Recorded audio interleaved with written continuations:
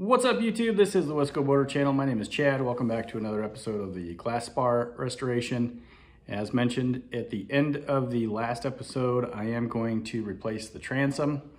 So let me just talk about this here for a second, and I'll tell you about a couple of options how to replace the transom. I've done it a few times. On this I believe this is a 1974 Glasstron V156. I partially replaced the transom on this boat. And then the other transom that I replaced was on this 1981 Glasstron SSV 167. Now here's a bunch of pictures of working on that boat. You can see on this boat, I did remove the top cap. That is one option that can be done. However, that's not what I'm going to do on this boat. On that boat, it had an interesting stern shape, which would have made just cutting up the back of the boat off a little bit more difficult. So I did lift the cap on that boat and did the transom from the inside. The other transom that I've done, I built from scratch. That was on the Micro Tugboat 9, and that was a laminate transom that I made. It had a curve to it, so I built a jig. Here, this picture of the jig shows that that transom, how I built that. But on the Glasspar, what I intend to do, because lifting the cap, it's not all that difficult of a job. It's time consuming. You have to remove the rubber and the aluminum channel. That allows you to split the top cap from the hull. But on this boat, that's not necessary. I've got solid, I don't think there's any wood over here, because from the inside, this is just really thick fiberglass. So you can hear the difference just with my fingernails. This is solid. There might be some wood stuff down in there. I won't know that until I get this taken off. But what I'm going to do is make some marks on the transom. I'm gonna cut up just the back of the transom off. So that whole piece of fiberglass is just gonna come off. So there will be some refinishing that will have to be done when I put it back on with the seams, the cut seams. We'll get to that later. But the first thing I'm going to do is remove the splash well drain, and then I will work on getting the marks laid out so I can use my oscillating tool, and we'll cut the back of this transom off. All right, as mentioned, the splash well drain plug is going to come out, the splash well drain hole is going to come out first. I'm using my Rockwell oscillating tool. If you don't have one of these, get one. They come in handy. This is a fantastic tool. It has so many uses, but I should be able to just get in behind the aluminum here and get that squash part of the plug cut off, and then we should knock it out from the outside in.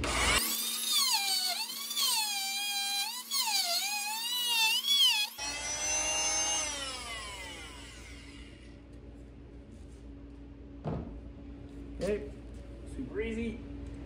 There's the ring that came off.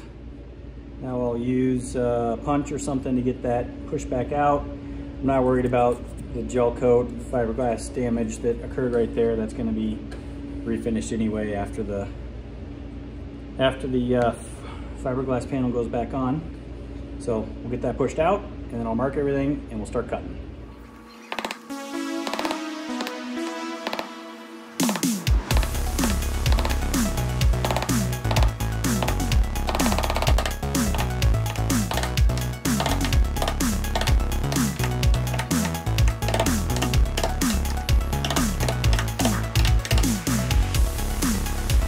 Time to cut.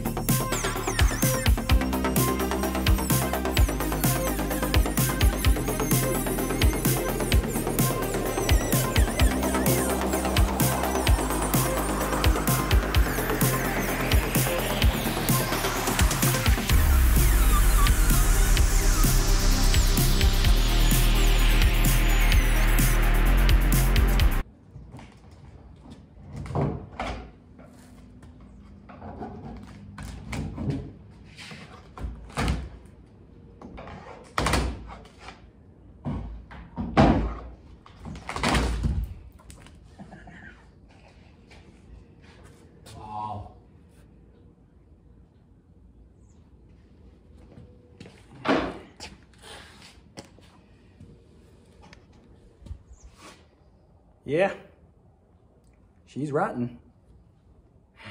All right, well, this is pretty much what I expected to find. And this is the reason that I couldn't just let this go. As I said earlier, maybe I said in the last video, but ever since I made the statement on a video early on that I wasn't going to replace the transom, I regretted saying that, because in my mind, I knew the decision was to replace the transom, but I also was trying to get my mind to say, no, don't do it. But it's the right thing to do. I mean, if I take, look at this, take just a little bit of waterlogged wood.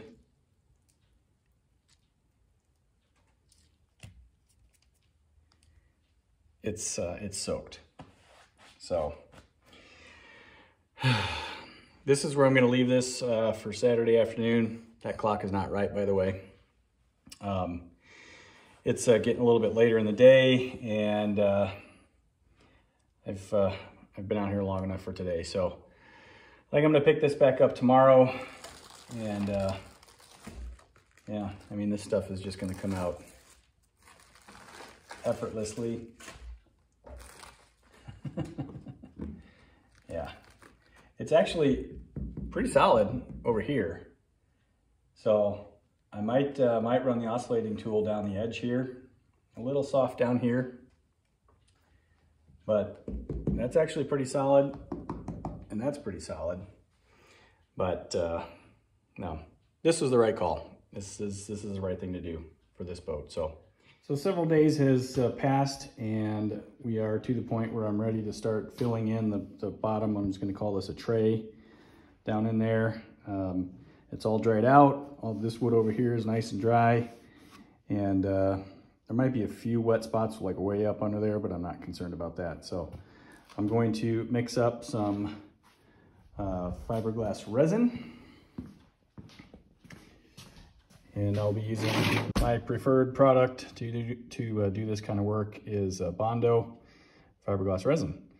And as you can see, it's a waterproof formula. So this has always worked very well. I've done several boats with this stuff. Mixing up large batches of this really reduces the working time, so I'm going to have to be very quick on this. I think I'm going to mix up 8 ounces. And just see how far that gets me.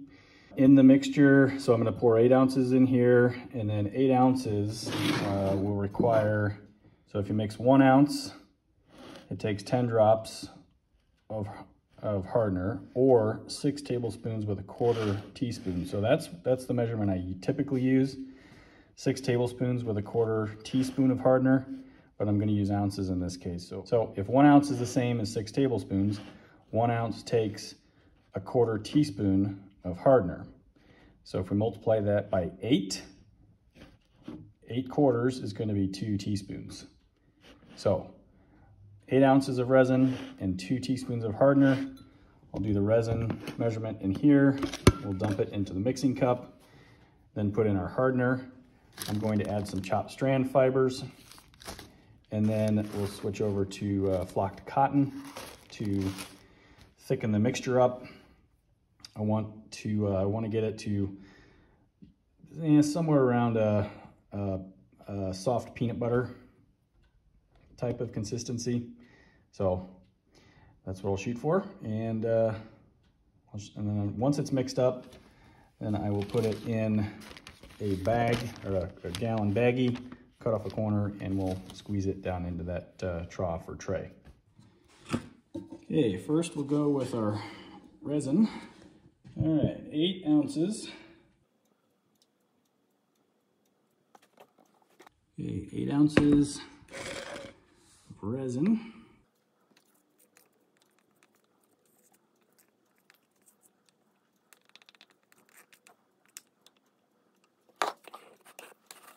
Okay, then we'll take our hardener, and we're going to need 2 teaspoons. And I've got flocked cotton ready to go. I've got the chopped strand fibers ready to go. And we'll just dump this in and start mixing it up. Now you can use, flocked cotton works fine to thicken it up. You can use Cabasil or micro balloons or whatever thickening agent you prefer. I just happen to have a couple bags of flocked cotton on hand. And this stuff is so light and fluffy, it literally will go everywhere if you're not careful stirring it. So you do have to be quite careful. Okay, so we'll go ahead and put in our hardener, start mixing, and this is, like I said, it's gotta be quick, so hopefully I don't lose this first batch. Okay. Hardener is in, we'll mix for just a few seconds, 30, 60 seconds, something like that. I'll make sure and scrape the edges, scrape the bottom.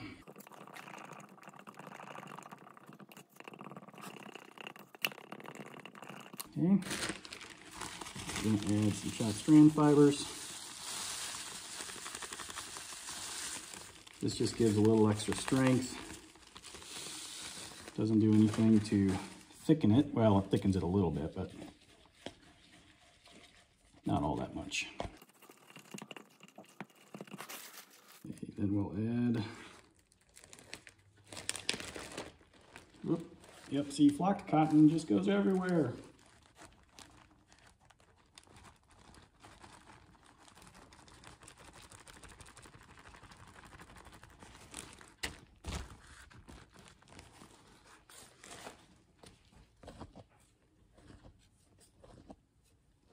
It's hard not to mix it too aggressively where the cotton doesn't just fly out everywhere, but you gotta be somewhat deliberate here and get the cotton mixed in.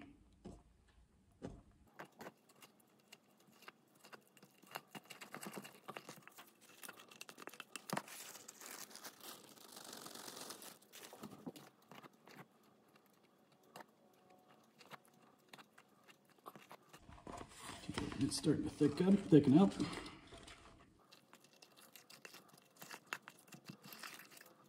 Okay, that's about where I want it.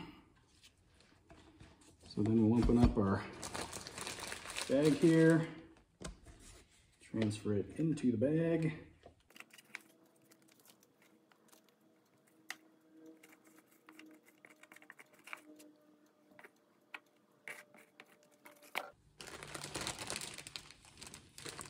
Okay.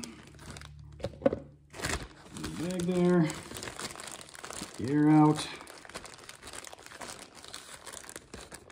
seal up our bag, put the camera over here.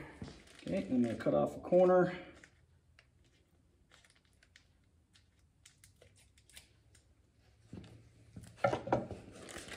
And then we'll squeeze it into the areas we want to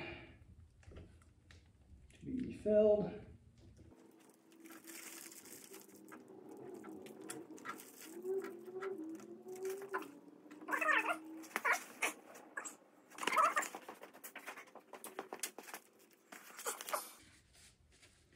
Put a glove on so I don't get the stuff all over my hands, which has already kind of happened, but probably should have done that in the first place.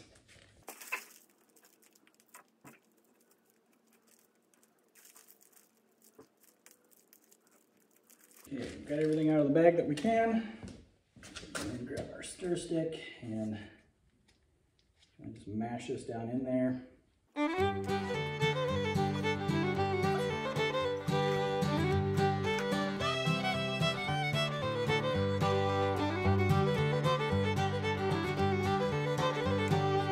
I'll show you what it looks like in here when I'm done kind of spreading around things.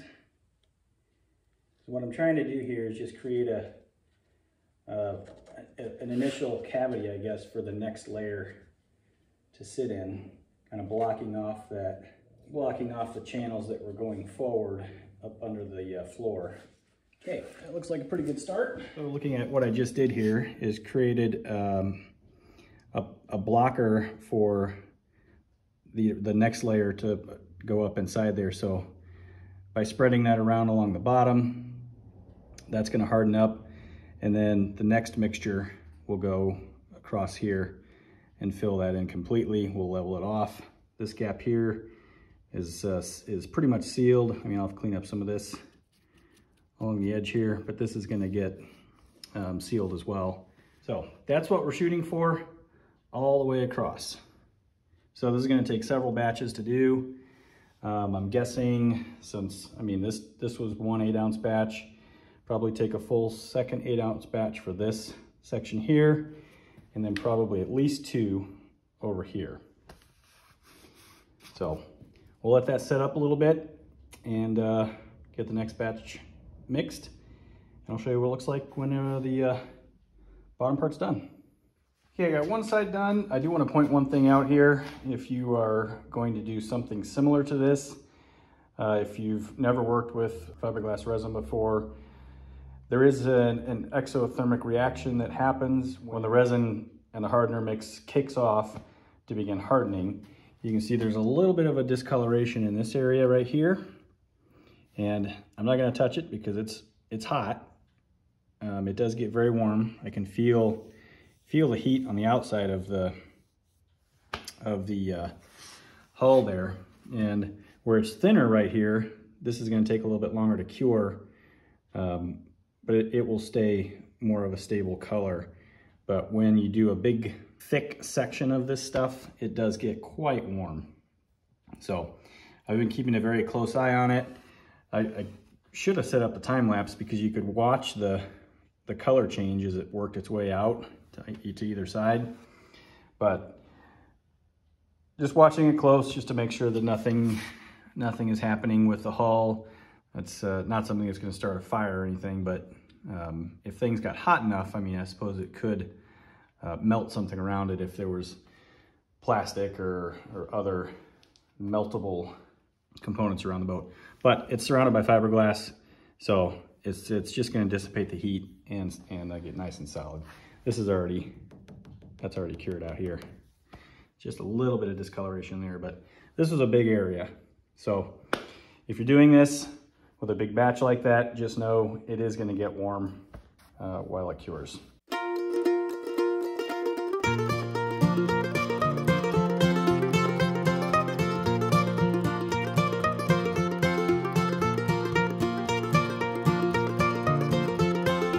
Trough or channel is now full, which basically creates a completely waterproof barrier from the area where I cut out down to the bottom of the hull. I also did go ahead and smear some chop strand fiber and cotton flocked mixture up on the sides here to seal that. Same thing on this side. So this is now ready for fitting of the replacement transom. I am probably gonna have to do a little bit of sanding down here. I mean, some of these fibers are gonna stick up and be super, super sharp. So you can see right there, there's some sticking out. So I'll do some light sanding to smooth everything out. And then I need to go find some marine plywood. Okay, the next day's here, and I've been sanding on the filler that I put in yesterday. Didn't record any of that. Sanding is boring, so I did use a really sharp chisel to flatten out the high spots first, and to get the rear transom piece to fit again, I had to clean out these corners here on either side. I did pull the resin mix off of this board here, it was just easier to expose this edge here. So I just used a chisel and punched that off. I'll recover that before the transom goes back in. So I do believe that this is ready for fitting. I've tested it a couple times, and this should be the final fitting. So also did find this kind of interesting. Inside the back of the transom and written backwards, so it was written on the outside of the transom when the boat was upside down, probably. It does say Tacoma, so that's kind of cool. So let's get let's do a fitting, and I'm gonna wrap this video up because I've got about probably 2 hours, 2.5 hours of footage of this project so far, just the transom project so far. So I need to get that pared down to a watchable amount of time. I was hoping to do everything in one video. That's just not gonna be possible. It would be like probably an hour and a half long. So we're not gonna do that, but we'll wrap this one up here after we do this final fitting.